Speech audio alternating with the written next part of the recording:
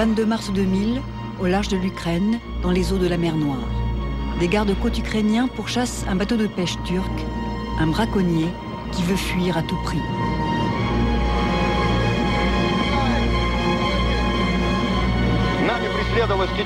Ça fait 1 heure et 3 minutes qu'on le poursuit. Conformément à la loi ukrainienne, notre commandant a pris la décision de tirer pour l'atteindre et l'arrêter.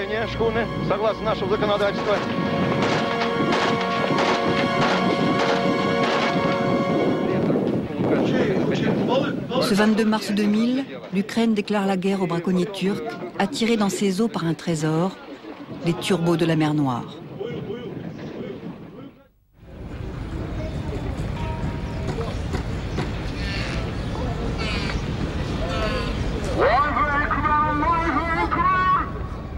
Rumeli-Feneri, village turc de 3000 habitants, aux confins du détroit du Bosphore, à l'embouchure de la mer Noire, entièrement dévolu à la pêche.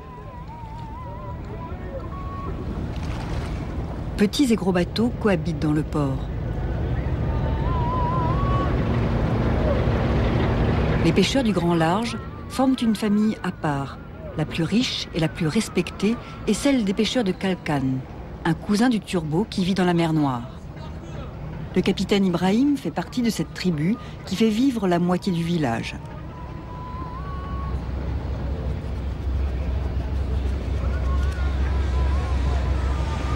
De tout temps, nos pères, nos grands-pères pêchaient dans toute la mer Noire.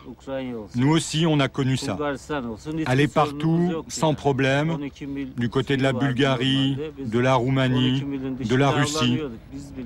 On pouvait sortir de nos eaux territoriales en toute liberté.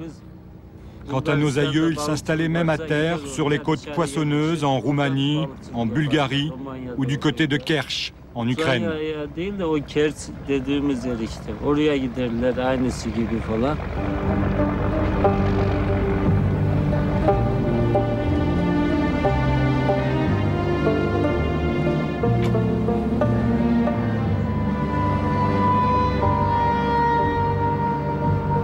Taillés pour affronter les tempêtes, 40 bateaux sont spécialement conçus pour la pêche au turbo. À bord du Denis, les marins larguent des kilomètres de filets qu'ils viendront rechercher dans quelques jours.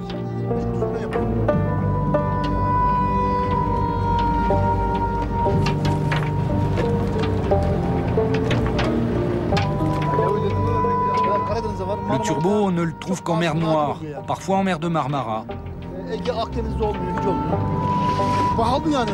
C'est un poisson cher. Le kilo vaut 25 € en hiver.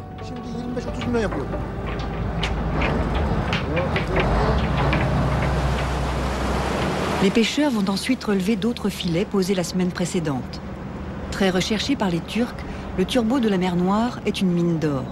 La pêche peut rapporter près d'1 million d'euros par saison.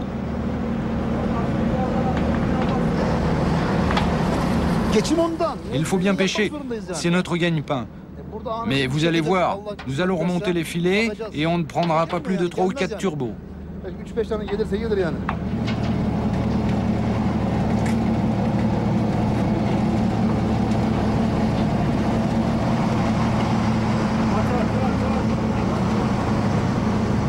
Les Turcs sont les seuls en mer Noire à pratiquer ce type de pêche à grande échelle.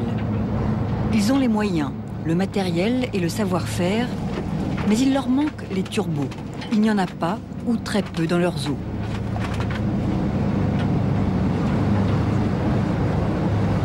La mer Noire présente en effet un relief très accidenté, avec des fosses profondes, notamment le long des côtes turques.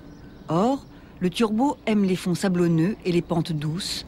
Il vit et se reproduit du côté de l'Ukraine, de la Roumanie et de la Bulgarie. C'est donc là, dans le sillage de leurs ancêtres, que les pêcheurs de Rumeli-Feneri vont le chercher.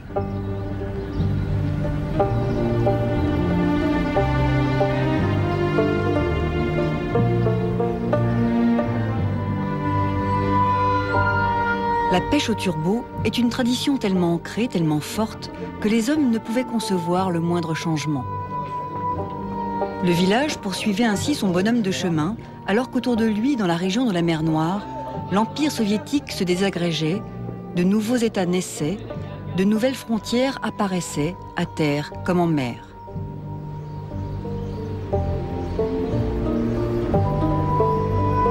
Il y a 3 ans, un jour de printemps, les pêcheurs de Rumélif et Néry ont brutalement compris que leur monde à eux aussi basculait. Ce jour de mars 2000, où le capitaine Dourmous est mort sur son bateau, le corps criblé de balles tiré par les gardes-côtes ukrainiens. Pour la famille, la surprise a été totale. L'homme avait 33 ans, il était pêcheur comme son père et son grand-père. Sa femme est toujours sous le choc. Tous les jours, il partait en mer, j'avais l'habitude. Ce jour-là aussi, il est parti dans la joie. Je n'avais aucune appréhension. Ce matin-là, je communiquais par radio avec mon frère. Il était arrivé sur la zone de pêche. Soudain, il m'a dit qu'un bateau s'était approché du sien et avait commencé à lui tirer dessus.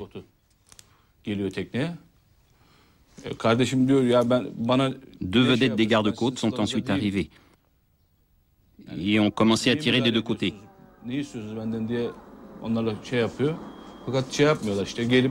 J'entendais mon frère leur dire « Pourquoi me tirez-vous dessus? Que voulez-vous de moi? Je ne suis pas dans vos eaux. Pourquoi intervenez-vous »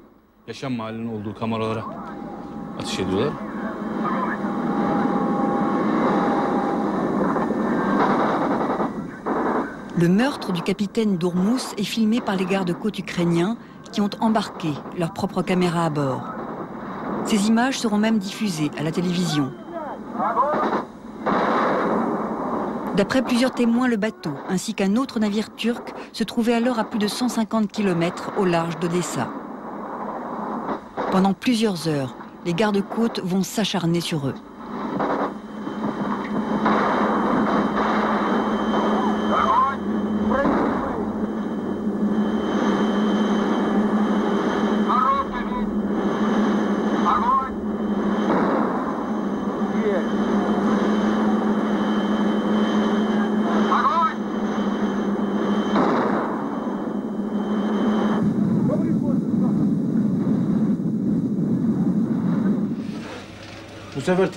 Le bateau était pris en tenaille par deux vedettes des gardes-côtes, on lui tirait dessus.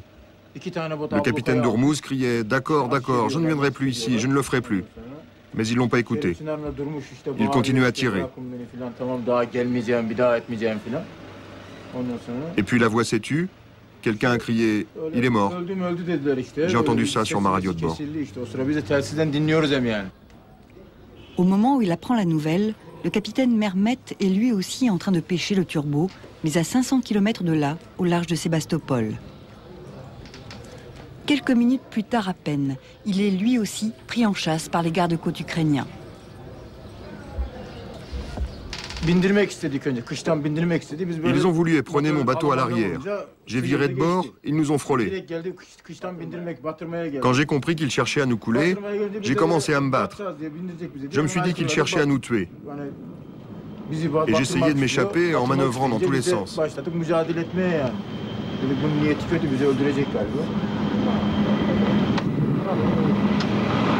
C'est une véritable opération commando, préparée à l'avance, planifiée simultanément en plusieurs endroits de la mer Noire par les gardes-côtes d'Odessa et de Sébastopol.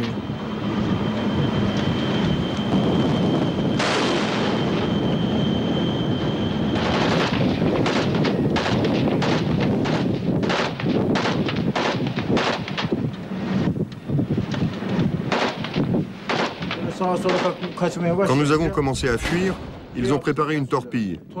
Nous ne le savions pas. Ils se sont approchés de la poupe et ont lancé leur torpille. Elle a traversé le bateau de part en part.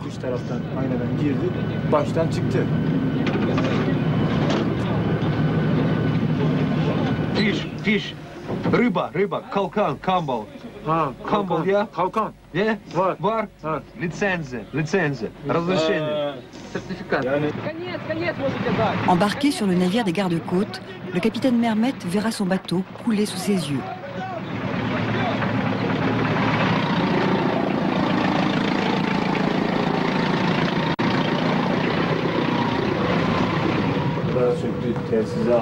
Pendant que mon bateau était en train de couler, les Ukrainiens sont montés à bord. Ils ont arraché nos instruments. J'ai dit au juge qu'ils nous avaient volé nos radars, notre radio. Ils ont nié, l'affaire a été étouffée.